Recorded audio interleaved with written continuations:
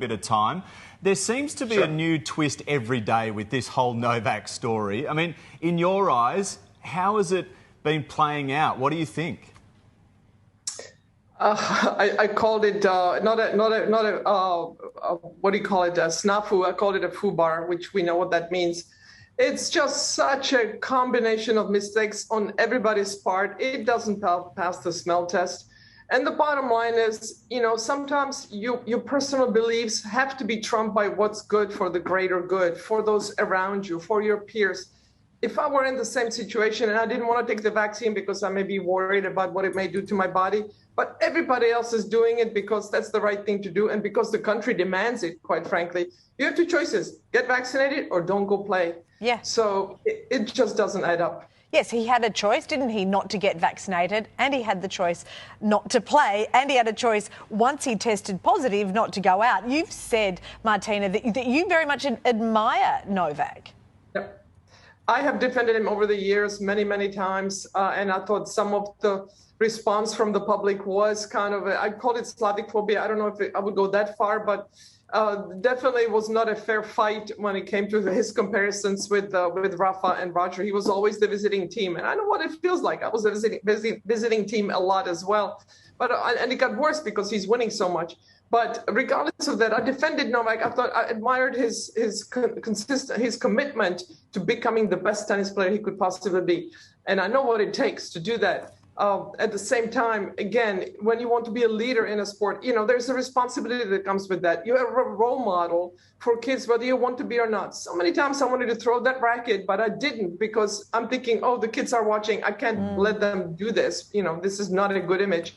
And so it goes with the vaccine. It may not be something you want to do, but the numbers are astonishingly in favor of getting vaccinated to get rid of this COVID horrible infection that is infecting the whole world. So you just suck it up for the team, for the greater good. Yeah. And Aussies, of all people, this happens in Australia, where they have been in the biggest lockdown country, Melbourne, the biggest lockdown city in the world, and this is what you deal with. I want to be talking about tennis, not about this. It's just really a shame.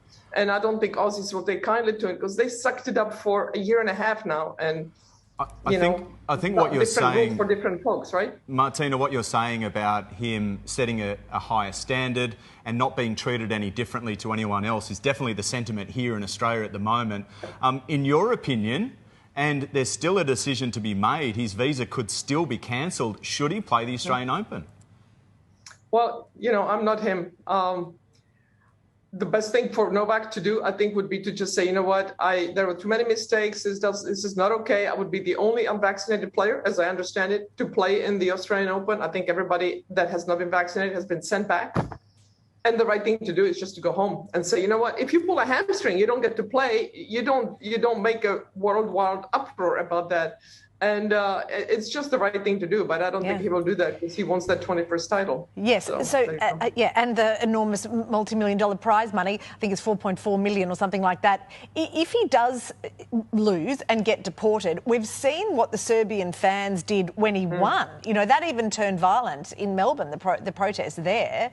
I mean, does he have a responsibility to be thinking about that and to say, control his fans, if you like, or attempt to? Yes, and the parents have not been helping with their statements. And I'm not blaming Novak for what his parents are saying, certainly. But they have stoked the fires. And Serbian fans get very emotional anyway. We've had issues with them before in Melbourne and Sydney in years past. And this is going to be, if he plays, there's going to be a problem. And sometimes you just need to, again, do the right thing and calm things down rather than making them worse. And right now, Novak is very divisive.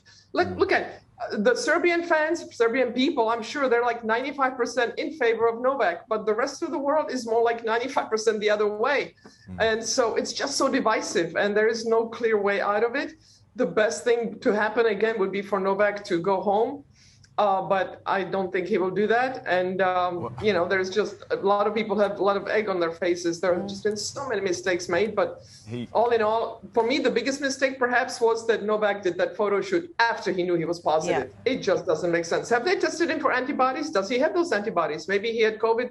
I don't know. I've even heard that it was maybe December or maybe November when he tested positive. There's so many different stories out there, so it's hard to know the facts.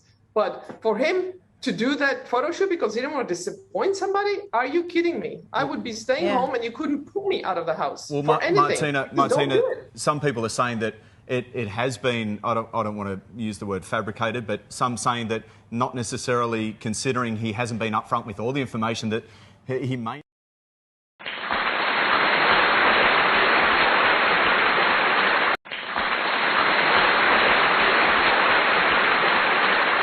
Sei sotto un cielo sbagliato.